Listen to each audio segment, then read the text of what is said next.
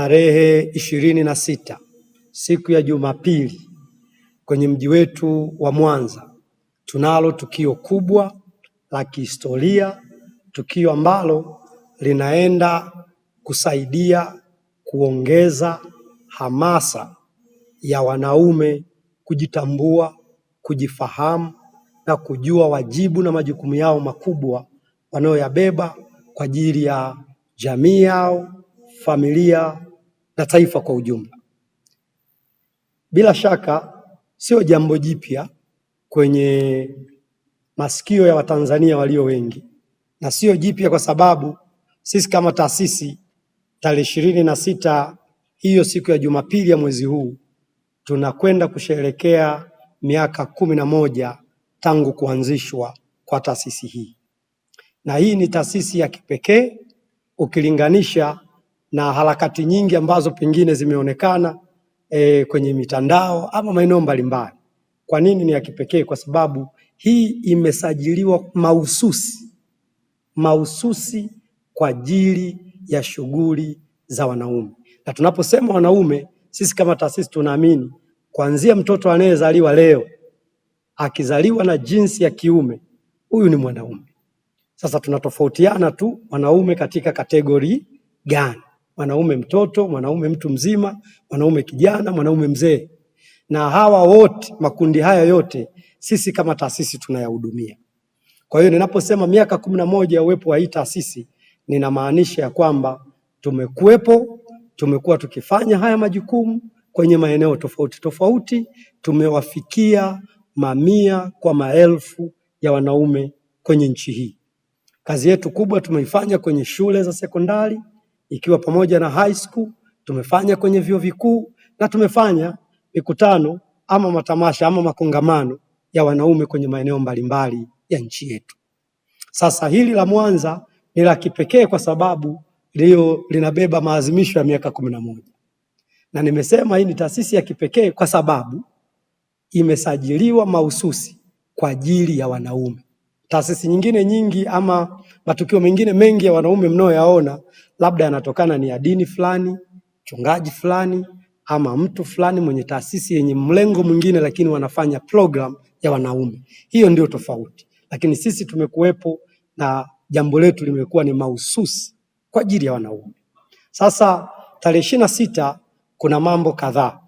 Jambo la kwanza, tutakuwa na program maalum ambayo sisi tunaiita Boys Battle Mentorship Program. Tutaanza na ratiba ya vijana wadogo wa umri wa miaka 12 mpaka 19. Na hawa tutakuwa na masomo kwa ajili yao ili tuwaandae. Na ukiachana na hii darasa la leo tu, tumekuwa tukifanya hivyo. Tumekuwa tukiendesha kempu mbalimbali za vijana wa umri huu. Na kwa hakika kabisa tunazo shuhuda nyingi kwenye vyuo, na kesho mtakao kuja mtapata fursa ya kushuhudia baadhi ya shuhuda za wale ambao tumekutana nao wakiwa sekondari ama high school, na sasa ni watu wakubwa kabisa, wamemaliza vyuo vikuu na wako kwenye maeneo mbalimbali ya utumishi wa umma na katika public sector. Kwa hivyo hii ni shuhuda. Mzazi unapomleta mtoto wako, unamleta mtoto wako eneo salama, mazingira salama, environment ambayo inamwezesha kujifunza na kupata fursa ya kujielewa mapema. Na kwa nini tunafanya hivyo? Kwa sababu msingi wa wanaume umejengwa katika malezi. Ukipotea kwenye malezi, unapotea completely kwenye aina ya mwanaume unayemtaka kesho. Tuna jamii yenye broken men, wanaume waliovunjika vipande vipande kwa sababu ya namna ambavyo tumekuzwa na kulelewa. Mara nyingi huwa napenda kuuliza, ni wapi tunajifunza ama ni wapi tunapata darasa la wanaume? Ni wapi ambapo wewe unathibitishwa kwamba kile ulichokielewa kuhusu wanaume ni sahihi ama sio sahihi? Kwenye malezi yetu, eneo pekee ambalo tunajifunza kuhusu wanaume ni eneo la kutazama kwa baba. Vipi wasio na baba? Vipi waliolelewa na mzazi mmoja? Vipi wasiokuwa na wanaume watu wazima kwa karibu? Kwa maana hiyo, ama vipi kuhusu wale ambao wamelelewa na wazazi wao, lakini kwa kweli kabisa unaona kuna mapungufu yaliyo mengi kwenye maisha ya hao wanaume ambao ni wazazi. Kwa hiyo utaelewa tuna mchanganyiko mkubwa sana wa namna ambavyo tunaweza tukakosa tafsiri ama definition ya pamoja ya wanaume au baba au mume au mtu wa kiume. Na ndiyo maana tunasema kuzaliwa mwanaume haikuwa uchaguzi wako. Kila mtu anajikuta ni wa kiume, ila kufanyika kuwa mwanaume bora ni mchakato, it's a process. Ni mchakato ambao unapaswa kuupitia, mchakato wa kimalezi, mchakato wa kimahusiano, mchakato wa kukubali kuwa tayari kujifunza, kupokea maarifa, kujua hivi mimi ni namna gani, ninawezaje kuendelea kuwa bora zaidi, ninawezaje kufanya maisha yangu na ya wanaonizunguka, aidha ya watoto wangu, yawe bora kuliko ya kwangu.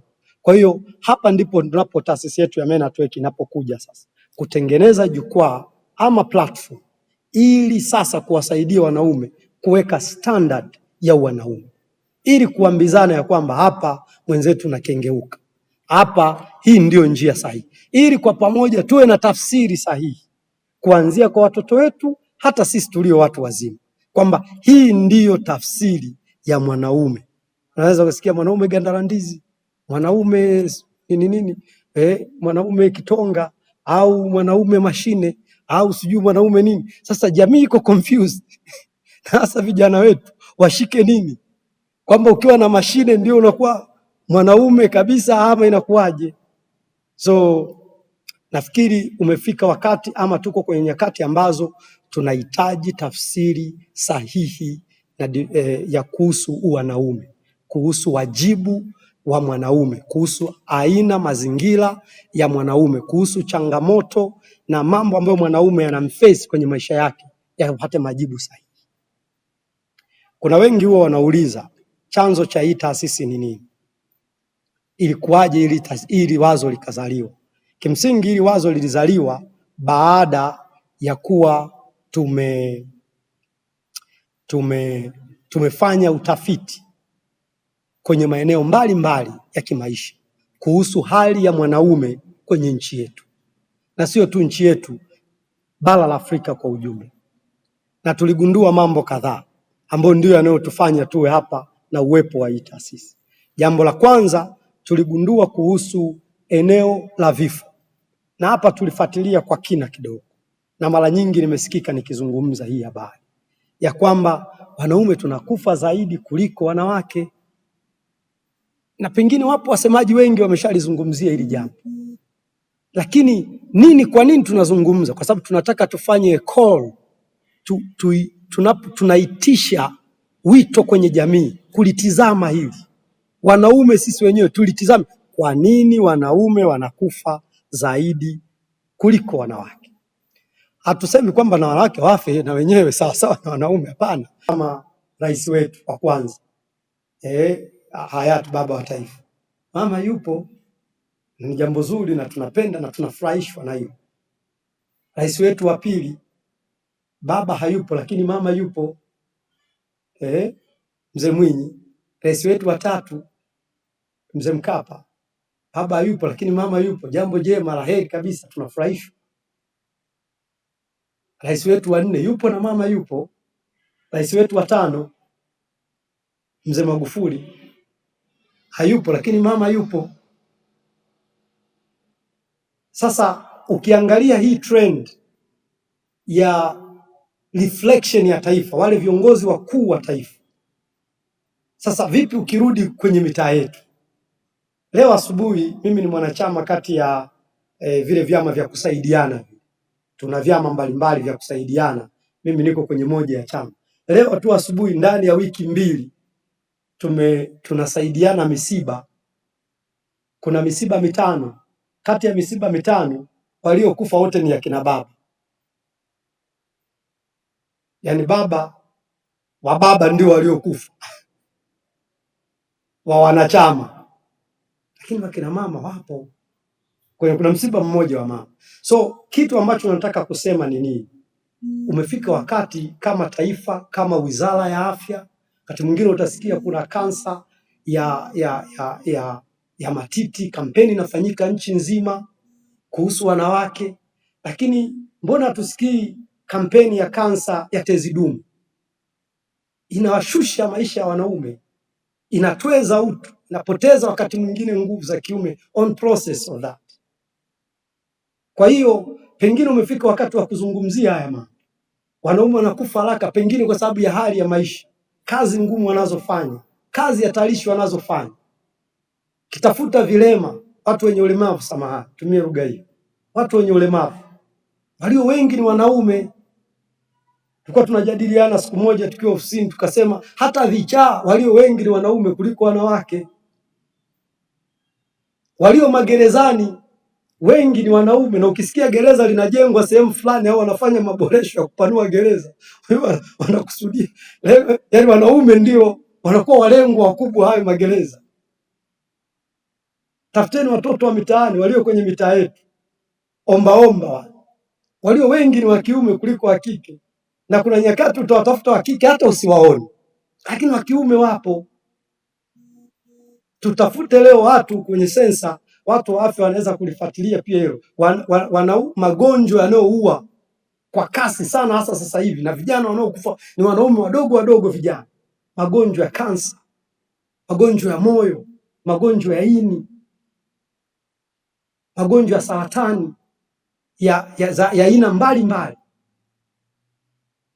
Kwa hiyo utaweza kugundua ya kwamba wanaume uko hatarini. Kwa hiyo hii ni call, ni wito kwa jamii, kwa serikali, tuweze kukutana, tuzungumze, tuanze kutazama vizuri na upya sera zetu na namna ambavyo tunaweza tukanusuru wanaume. Ukiachana tu na vifo, lakini hali ya kuto kujitambua. Leo wanaofanya interview kwenye mashirika makubwa, tunafanya tafiti, ukiwauliza watakwambia watoto wa kike wana uelewa mkubwa zaidi, wanajitambua zaidi kuliko watoto wa kiume. Leo kiwango cha ufaulu, ndugu zangu, kwenye mashule tulizoea kusikia wanaofaulu sana, walio juu na mazingira na nini ni watoto wa kiume, lakini leo ambao wanafanya vizuri sana na wanaendelea kupanda uwezo ni watoto wa kike kuliko wa kiume. Wale waliokuwa wana drop school, watoto wa kike walikuwa wanaacha shule kwa sababu mbalimbali za shughuli za nyumbani, ujauzito na vitu kama hivyo.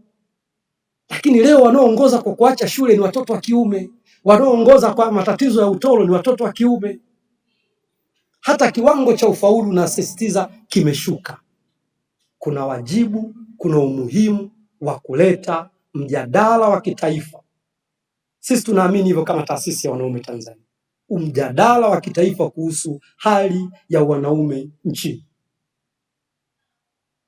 Walio addicted kwenye madawa ya kulevya, ulevi, hata kwenye mambo mbalimbali yasiyofaa kwenye jamii.